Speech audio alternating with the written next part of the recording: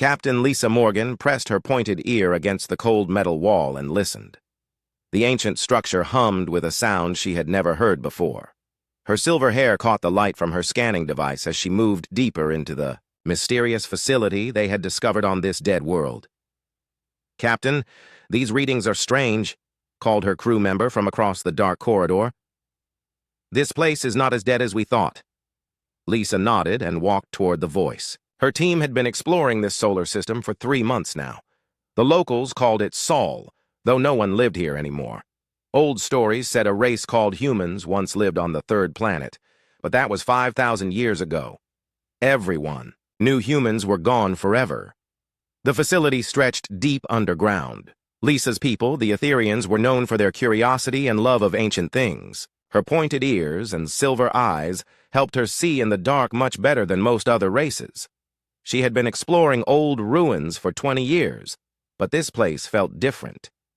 "Look at this, Captain," her scanner operator called out. She was examining a large door covered in strange symbols. "These markings are not like anything in our databases." Lisa approached the door and ran her fingers over the symbols. They were carved deep into the metal and seemed to glow faintly when she touched them. "Have you tried opening it?" "Not yet. The energy readings behind this door are massive. Whatever is in there has been running for a very long time." Lisa thought for a moment. Her ship, the Star Whisper, was orbiting above them. They had enough. Supplies for another week of exploration. The Galactic Council would want a full report about anything they found here. But something told her this discovery was more important than just another old ruin. "Stand back," she said to her team. She placed both hands on the door and pushed gently. Nothing happened. Then she noticed a small panel next to the symbols. It looked like it needed a handprint. Against her better judgment, Lisa pressed her palm against the panel. The door immediately began to glow brighter. Strange sounds came from deep inside the facility. The floor started to vibrate under their feet. "Captain, we should leave," her crew member said nervously. "These energy readings are going off the scale." But Lisa could not move. The door was opening slowly, and cold air rushed out from the space beyond. Inside, she could see rows and rows of large white containers. Each container had a small window, and through the windows, she could see shapes that looked like sleeping people. "By the stars," she whispered. "They are still alive." Her scanner was beeping wildly now. The containers were some kind of sleeping chambers, keeping the people inside frozen in time. Lisa had heard stories of such technology, but she had never seen it work for so long. She walked between the rows of containers, looking at the faces inside. These people looked different from any race she knew. They had round ears and smooth skin. Their hair came in many colors, and their faces were peaceful in sleep. "Captain, one of the containers is activating," her crew member called out in panic. Lisa rushed to where her crew member was standing. One of the containers was glowing brighter than the others. The person inside was moving slightly. The container made a hissing sound, and the top began to open. Steam poured out as the container opened. Completely. Inside, a woman with brown hair slowly opened her eyes. She looked confused and tried to sit up. Lisa helped her out of the container, and the woman fell to her knees, coughing. "Where am I?" the woman asked, in a voice that was rough from long sleep. "What year is it?" Lisa was shocked that the woman spoke her language, though with a strange accent. "You are on the third planet of the Sol system. The year is 7024 by the galactic standard." The woman's eyes went wide with fear. 5,000 years, she whispered. "I have been asleep for 5,000 years. She looked up at Lisa with tears in her eyes. "My name is Amanda Brooks. I am human." Lisa felt her blood go cold. Humans were supposed to be extinct. Everyone in the galaxy knew the stories about humans. They were a dangerous race that had nearly destroyed everything before they disappeared. But this woman seemed harmless and scared. "You are human?" Lisa asked carefully. Amanda nodded. "We went into the long sleep to protect the galaxy from ourselves. We were becoming too dangerous, too powerful. Our leaders decided it was better to sleep until we could learn to be better." More containers around them began to activate. The HFY lights grew brighter, and Lisa could hear humming sounds coming from all over the facility. Amanda looked around in panic. The awakening protocol has started, Amanda said. When one of us wakes up, it sends a signal to all the others sleeping. Sites across the galaxy. They will all start waking up now. Lisa helped Amanda stand up. How many of you are there? Millions, Amanda said quietly. Hidden in facilities like this one all across space. We built them in secret before we went to sleep. Each one has thousands of sleeping humans. As they spoke, Lisa's communication device started receiving signals from her ship above. Her crew on the Star Whisper was detecting energy pulses being sent out into deep space. The signals were reaching other star systems. Captain, came the voice from her ship, we are detecting massive energy signatures appearing all across the galaxy. Something big is waking up. Lisa looked at Amanda, who was trying to walk on shaky legs after 5,000 years of sleep. This small, scared woman was part of a race that had once been so powerful they chose to sleep rather than risk destroying everything. What do we do now? Lisa asked. Amanda looked at her with sad eyes. Now we hope that 5,000 years was enough time for us to become better than we were. Because ready or not, humanity is coming back. 3 days had passed since Amanda Brooks woke up from her long sleep. Lisa had taken her aboard the Star Whisper, where Amanda was slowly learning about how the galaxy had changed. The news was not good for anyone. Show me again, Amanda said, as she sat in Lisa's quarters, looking at the star charts on the wall. Her brown hair was now clean and tied back, and she wore clothes that Lisa had given her. But her eyes still held the sadness of someone who had lost everything she ever knew. Lisa pointed to different areas of the map. The Vexthari Empire controls most of this section now. They are a warrior race that expanded after your people disappeared. They believe that strength is the only thing that matters. Amanda studied the red areas that marked Vexthari space. And they know we are waking up. Yes, Lisa said quietly. Our sensors detected their ships moving toward known human territories. They intercepted the awakening signals. Amanda put her head in her hands. This is exactly what we feared would happen. We tried to prevent a war by going to sleep, but we may have just delayed it. The door to Lisa's quarters opened, and her first officer entered. Captain, we have received a message from the Galactic Council. They want to speak with the human immediately. Lisa looked at Amanda, who nodded. They walked to the communication room where a large screen showed the faces of several different alien species. Amanda had never seen most of these races before. I am Counselor Vexran of the Talaxian Republic, said a blue-skinned alien with 4 eyes. Are you really human? I am, Amanda replied. My name is Dr. Amanda Brooks. I was a scientist before. We went into the long sleep. Why did your people choose to sleep for so long? Asked another counselor. Amanda took a deep breath. We had become too powerful for our own good. Our technology could destroy entire star systems. Our military could conquer any race we encountered. We were starting to believe that we were better than everyone else in the galaxy. She paused and looked at each face on the screen. Our leaders realized that if we continued on that path, we would either destroy ourselves or become tyrants who ruled over everyone else. So we chose a third option. We chose to sleep until we could find a better way. And have you found that better way? Asked the Talaxian counselor. I do not know yet, Amanda said honestly. I have been awake for only 3 days, but I hope so. The screen went dark, and Lisa put her hand on Amanda's shoulder. You did well, she said. Amanda smiled sadly. I just told them that millions of humans are waking up, and we do not know if we have learned to be better people. That is not very comforting. Over the next few days, more reports came in from across the galaxy. Human facilities were activating everywhere. The first to wake up were usually military personnel and scientists, just like Amanda. But the reports also brought bad news. Captain, Lisa's communications officer called out. We have received a message from Admiral Sophie Turner. She is requesting to speak with Dr. Brooks. Amanda was in the ship's library, reading about the 5,000 years of history she had missed. She had learned about new races, new technologies, and new conflicts. The galaxy was very different from the one she remembered. Dr. Brooks came, a strong voice from the communication screen. Amanda looked up to see a woman in a military uniform. She had short gray hair and sharp eyes that seemed to see everything. Admiral Turner, Amanda said, recognizing the rank insignia. How many of us are awake now? Approximately 50,000 across 12 star systems, Sophie replied. The awakening is proceeding faster than our original projections, but we have a problem. Amanda felt her stomach drop. What kind of problem?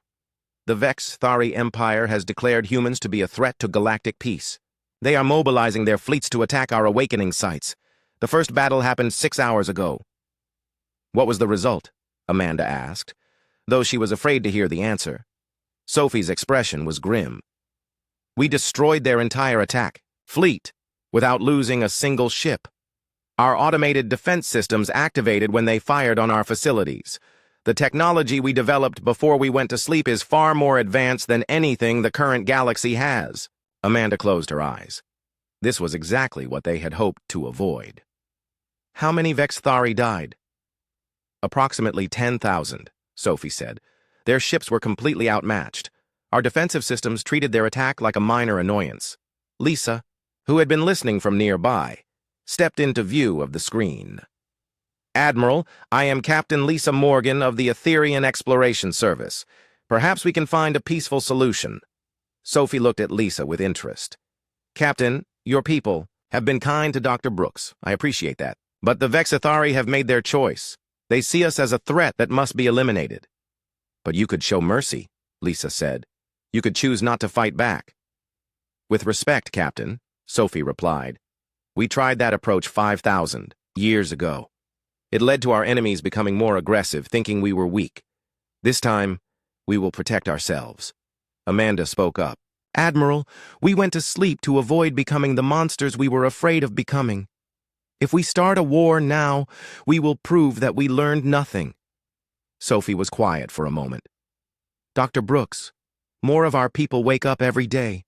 They will expect leadership. They will expect protection. I cannot tell them to go back to sleep while aliens attack our facilities. After the call ended, Amanda and Lisa sat in silence for a long time. Finally, Amanda spoke. Lisa, I need you to understand something about humans. We are very good at surviving.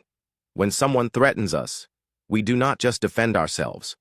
We make sure that threat never comes back. Lisa looked at her friend with concern. What are you saying?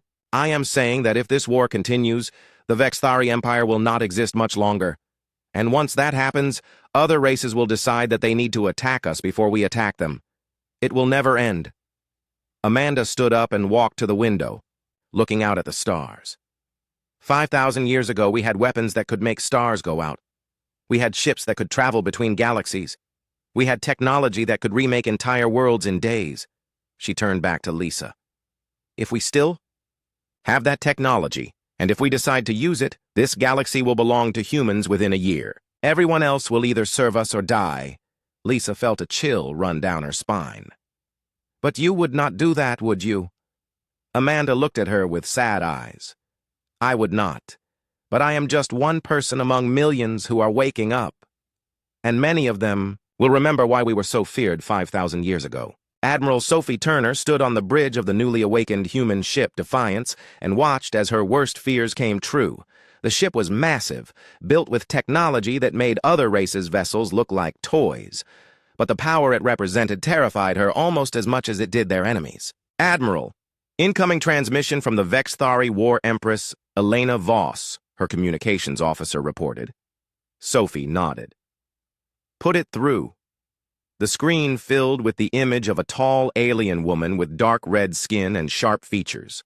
Her eyes burned with hatred as she spoke. Human Admiral, I am Elena Voss. Your people will surrender immediately or face the full might of the Vex-Thari Empire. War Empress, Sophie replied calmly. We have no desire for war. We only want to wake our people in peace. Elena laughed, a harsh sound. Peace? Your people destroyed an entire fleet with weapons we cannot even understand. You are the threat our ancestors warned us about. Your fleet attacked our facilities first, Sophie pointed out. We defended ourselves. And in doing so, you proved that humans cannot be allowed to exist, Elena said. We will not make the mistake of underestimating. You again! The transmission ended and Sophie turned to her tactical officer. Report! 300 Vexthari ships are approaching our position. They have brought everything they have in this sector. Sophie looked at the tactical display. The human fleet consisted of only 12 ships, but each one was a marvel of technology that had been sleeping for 5,000 years. Are our defensive systems online? Yes, Admiral. All weapons and shields are at full power. Meanwhile, on the Star Whisper, Amanda and Lisa watched the approaching battle with growing dread. They had received permission to observe from a safe distance, but Amanda knew there was no such thing as a safe distance from human weapons. Lisa, you need to get your ship out of here, Amanda said urgently. When this battle starts, the energy release could damage any ship within several light years. Lisa looked at her in disbelief. Several light years? That is impossible. Amanda shook her head. Human technology is not like anything you have seen. We did not just make better guns and shields. We learned to manipulate the basic forces of the universe. As they watched, the Vexthari fleet approached the human ships. Elena Voss was commanding from her flagship, confident that superior numbers would give her victory. She had brought the most powerful weapons in the Vexthari arsenal. All ships, open fire, Elena commanded. Thousands of energy beams and missiles flew toward the human fleet. The Vexthari had enough firepower to destroy a small moon. But as their weapons struck the human ships, something impossible happened. The attacks simply stopped existing. What happened to our weapons? One of Elena's officers asked in confusion. Scan the human ships, Elena ordered. Find out what kind of shields they are using. Her science officer worked frantically at his console. War Empress, they are not using shields. Our weapons just disappeared when they got close to their ships. Elena stared at the screen in disbelief. That is impossible. On the Defiance, Sophie watched the enemy attack with no concern. Activate response protocols, she ordered. Response protocols activated, her tactical officer replied. What happened next would be talked about in the galaxy for thousands of years. The human ships did not fire weapons in any way that other races would understand. Instead, space itself around the Vexthari fleet began to change. Some of the enemy ships simply folded in on themselves and disappeared. Others found their own weapons turning against them. A few lucky ships tried to retreat, but found that the space behind them no longer existed. In less than 10 minutes, 300 of the most powerful warships in the Vexthari Empire were gone. Not destroyed, not damaged, just gone. The human ships had not even appeared to fire a shot. Elena Voss found herself alone in space, her flagship the only survivor. She tried to understand what had happened, but her instruments could not explain. Human Admiral, she said in a voice full of fear. What did you do to my fleet? Sophie appeared on Elena's screen, and her expression was sad. We removed them from this reality. Your crews are alive and unharmed, but they are no longer in this universe. Where are they? Elena demanded. In a place where they cannot hurt anyone, including themselves, Sophie replied. They will be returned when you are ready to discuss peace. Elena stared at the human admiral in shock. You can remove ships from reality itself? Among other things, Sophie said quietly. War Empress. This is why my people chose to sleep. We became too powerful for our own good. We could end your entire empire in an afternoon, but that would not make us heroes. It would make us monsters. The news of the battle spread across the galaxy faster than light itself. Every major race received the same message. Humans had returned, and they possessed technology that could not be fought or understood. On the Star Whisper, Amanda sat in Lisa's quarters and cried. Lisa held her friend, not knowing what to say. This is what we were afraid of, Amanda whispered. We are still the same people we were 5,000 years ago. We still solve problems with overwhelming force. But Admiral Turner showed mercy, Lisa pointed out. She could have killed them all, but she chose not to. Amanda looked up at Lisa with tears in her eyes. This time she showed mercy. But what about next time? What about when someone attacks our civilians? What about when some human commander decides that mercy is weakness? Lisa did not have an answer. Across the galaxy, emergency meetings were being held by every major government. The Galactic Council was in constant session. Every race was asking the same question. What do we do about the humans? Some wanted to surrender immediately. Others wanted to unite all races against the human threat. A few wanted to try diplomacy, but most leaders were too frightened to think clearly. Meanwhile, more humans were waking up every day, and many of them were asking why their people had to hide for 5,000 years while inferior races took over the galaxy. Amanda received a message from Admiral Turner requesting her presence on the Defiance. When she arrived, she found the ship filled with newly awakened humans who were learning about the battle. "Dr. Brooks," Sophie said when they met privately, "I need your advice. The humans who are waking up are not all scientists and researchers, like you. Many of them are military personnel who remember when we ruled half the galaxy." Amanda nodded. "What are they saying?" "They want to know why we are negotiating with aliens who attacked us. They think we should just take back what was once ours." Amanda felt her heart sink. "And what do you think?" Sophie was quiet for a long moment. 5,000 years ago, I was a junior officer in the human colonial navy. I remember what we were capable of. I remember the fear in alien eyes when they saw our ships." She looked out at the stars. "Part of me misses that fear. Part of me wants to see it again." Amanda realized that the real battle was just beginning. It would not be fought with weapons that could reshape reality. It would be fought in the hearts and minds of humans who had to choose what kind of people they wanted to be. High Priestess Nova Sterling had been awake for only 2 weeks, but she already understood the terrible choice facing humanity. She stood in the meditation chamber of the awakening facility on New Terra, watching through the transparent walls, as thousands of her people emerged from their long sleep. Nova was different from the other humans who had awakened so far. Before the Great Sleep, she had been a philosopher and spiritual guide.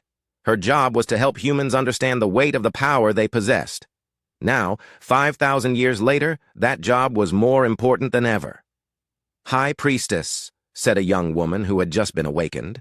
Her name was Tessa Brightstar, and she was barely 20 years old when humanity went to sleep.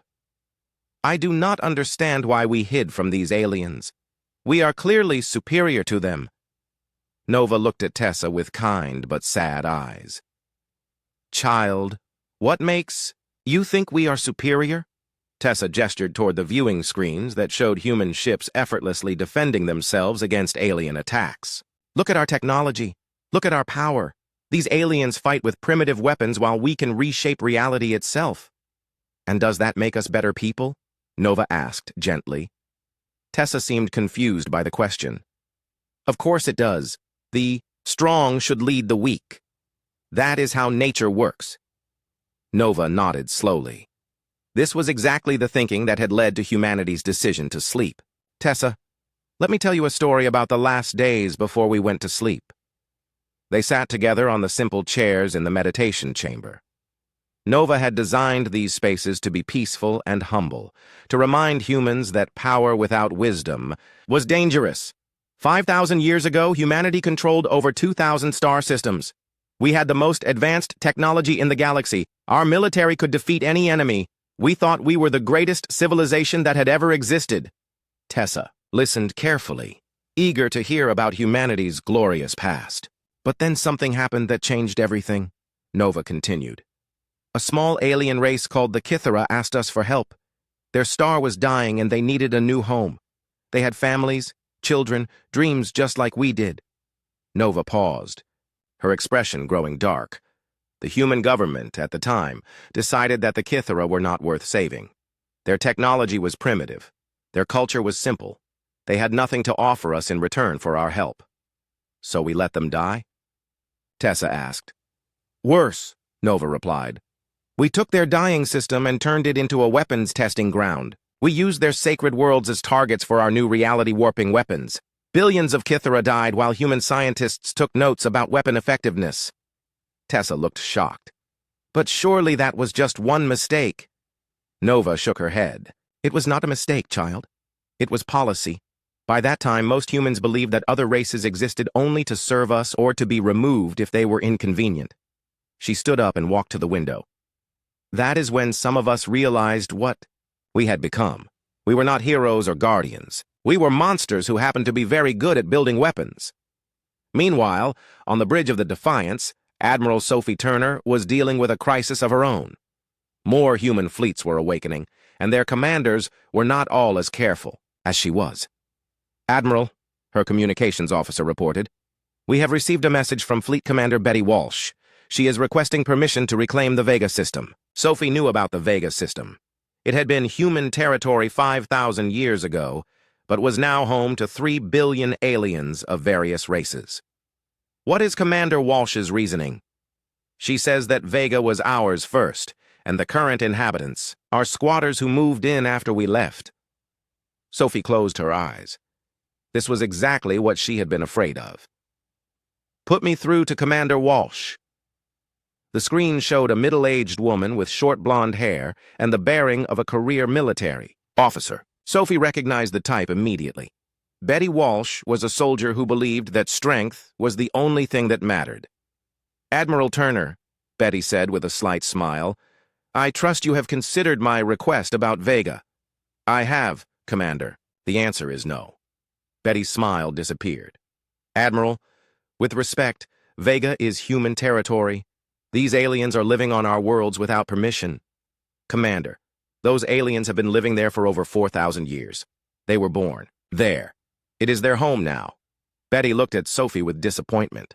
"Admiral, I am beginning to wonder if 5,000 years of sleep has made us soft. These aliens attacked our awakening sites. They declared war on us, and now you want to let them keep our worlds?" Sophie felt her patience wearing thin. "Commander, we have the power to take those worlds back in a matter of hours.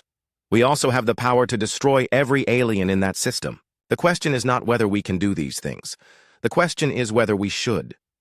"And I believe we should," Betty replied firmly.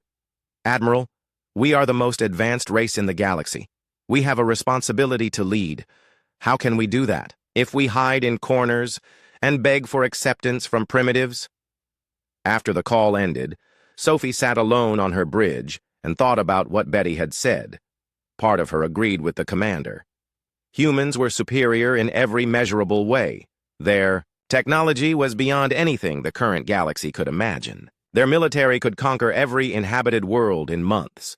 But she also remembered the lessons that had led to the Great Sleep. Power without restraint led to horror. Superiority without compassion led to evil. On the Star Whisper, Amanda and Lisa were working together to analyze reports from across the galaxy. The news was not encouraging. "Look at this," Amanda said, pointing to a data screen. 7 different alien governments have declared humans to be an existential threat. They are forming an alliance to attack us before we can attack them. Lisa studied the information. "But they must know they cannot win a military conflict. That is the problem," Amanda replied. "They know they cannot win, so they are planning to strike first with everything they have. They hope to destroy as many awakening sites as possible before we can fully mobilize." Lisa felt a chill. "What will happen if they attack awakening sites full of sleeping humans?" Amanda looked at her friend with fear in her eyes. "Then moderate humans like Admiral Turner will be overruled by people like Commander Walsh. The war will become about revenge instead of defense." She pulled up another screen showing human fleet movements. "Look at this. 3 human fleets are already moving toward alien space. They claim it is for defensive purposes, but their positioning suggests offensive operations." Lisa studied the tactical display. "Where are they going?" "The Vexithari home system," Amanda said quietly. "If humans attack the Vexithari homeworld, every alien race in the galaxy will unite against us. And then moderate voices will be drowned out by calls for total war." As they worked, both women were aware that time was running out. Every day, more humans awakened with memories of past glory and resentment about their long exile. Every day, more alien fleets gathered to attack human sites. Every day, the galaxy moved closer to a war that would end with either human dominance or human extinction. "Amanda," Lisa said quietly, "what would you do if you were in charge of humanity?" Amanda thought for a long moment. "I would try to find a middle path. We cannot go back to sleep, but we also cannot return to what we were." We need to find a way to be part of the galaxy without dominating it. And if that is not possible? Amanda looked out at the stars, where human and alien fleets were gathering for battles that would reshape the galaxy. Then I would choose exile over evil. Better to be alone than to be monsters. But even as she said it, Amanda knew that millions of awakening humans would not agree with her. They had slept for 5,000 years, and they wanted to reclaim what they saw as their rightful place in the galaxy. The question was no longer whether there would be war, but whether humanity would remember what it had learned about the price of power. Dr. Amanda Brooks stood before the largest gathering of sentient beings in galactic history. Representatives from over 200 different races filled the massive space station that had been built specifically for these negotiations. The station itself was a marvel of cooperative engineering, with sections designed by humans, Etherians, and even former Vex-Thari engineers working together. 6 months had passed since the First Awakening, and the galaxy had been transformed. The war that everyone feared had been avoided, but only barely. It took the combined efforts of moderate leaders from all sides to bring everyone to this moment. "Honored delegates," Amanda began, her voice carried to every corner of the station by translation systems that worked in over 300 languages. "We are here because we all made a choice. We chose to talk instead of fight. We chose hope instead of fear." In the human section, Admiral Sophie Turner sat beside High Priestess Nova Sterling. Sophie had spent months convincing aggressive human commanders to give diplomacy a chance. Nova had worked with awakening humans to help them understand why restraint was necessary. "The human race has learned something during our long sleep," Amanda continued. "We learned that power without purpose leads to destruction. We learned that strength without compassion leads to evil. Most importantly, we learned that being the strongest does not mean we have the right to rule." In the alien sections, there were murmurs of surprise. Many had expected humans to demand the return of their old territories and the submission of other races. Captain Lisa Morgan sat in the Etherian section, but her eyes were focused on Amanda. Over the past months, their friendship had grown into something deeper. Lisa had become humanity's strongest advocate among her own people, while Amanda had become the voice of moderation among humans. "But we also learned that hiding from our responsibilities does not work either," Amanda said. "The galaxy needs stability. It needs protection from those who would harm the innocent. It needs races working together instead of fighting each other." She paused and looked around at the faces watching her. "That is why humanity proposes the new covenant." On screens throughout the station, the terms of the proposed agreement appeared in hundreds of languages. The room fell silent as delegates read the unprecedented offer. "Under the new covenant," Amanda explained, "humanity will accept limits on our expansion and military. We will share our technology gradually, but only with races that commit to peaceful cooperation. We will use our advanced capabilities to protect developing civilizations and maintain galactic peace." Counselor Kaya Vordan of the Neutral Helix Federation stood up. "Dr. Brooks, this proposal suggests that humans will serve as galactic peacekeepers. How can we trust that you will not abuse this position?" Amanda nodded. The question was fair and expected. "Because we will not act alone. The new covenant creates a galactic guardian council with representatives from every major race. No human military action can be taken without approval from this council." "And if humans disagree with council decisions?" asked another delegate. High Priestess Nova Sterling stood to answer. "Then we will submit to the judgment of our peers just as any other race would. The age of human supremacy is over. We seek partnership, not dominance." Admiral Turner also stood. "To demonstrate our commitment, humanity is placing all of our most advanced weapons under joint control. No human commander can access reality-warping technology without approval from the Guardian Council." The announcement sent shockwaves through the assembly. Many alien delegates had assumed that humans would never willingly limit their own power. War Empress Elena Voss, whose empire had been partially reformed after their defeat, spoke from the Vex-Thari section. "What guarantee do we have that humans will honor these limitations?" Amanda looked directly at Elena. "The same guarantee you have that any agreement will be honored. Trust must be earned through actions, not words. We are willing to prove ourselves through our behavior. She gestured to the space station around them. This station was built by workers from 50 different races, including former enemies. Human technology provided the framework, but alien creativity designed the living spaces, the art, the culture that makes this place a home instead of just a machine. Lisa stood in the Etherean section. I have lived among humans for months. Now, I have seen them struggle with their own power. I have seen them choose mercy when they could have chosen victory. The humans who are here today are not the same people who went to sleep 5,000 years ago. An elderly delegate from the crystalline hegemony asked, "What about humans who refuse to accept these limitations? Your people have been waking up with memories of past glory. Not all of them will agree to this covenant." Amanda's expression grew sad. That is true. Some humans believe we should reclaim our old empire. Some think other races exist only to serve us. Those humans will be given a choice, Nova Sterling explained further. They can accept the new covenant and remain part of human civilization, or they can choose exile to regions beyond our current borders. We will not force anyone to stay, but we will not allow anyone to start wars in our name. The negotiations continued for 3 days. Every detail was debated, every concern was addressed. Some races wanted stronger limitations on human power. Others worried that the limitations were too weak to be meaningful. Finally, the moment came for the vote. One by one, the representatives of each race stood to announce their decision. The Etherians voted yes, with Lisa casting the final vote for her people. The reformed Vexthari voted yes, with Elena Voss stating that cooperation was better than extinction. Even the small races that had been most afraid of human return voted to accept the new covenant. They had been given guarantees that their worlds would be protected and their voices would be heard. When the final vote was counted, over 90% of the galaxy's inhabited systems had agreed to the new covenant. Amanda felt tears in her eyes as she stood to address the assembly one last time. Today, we have chosen to build something new.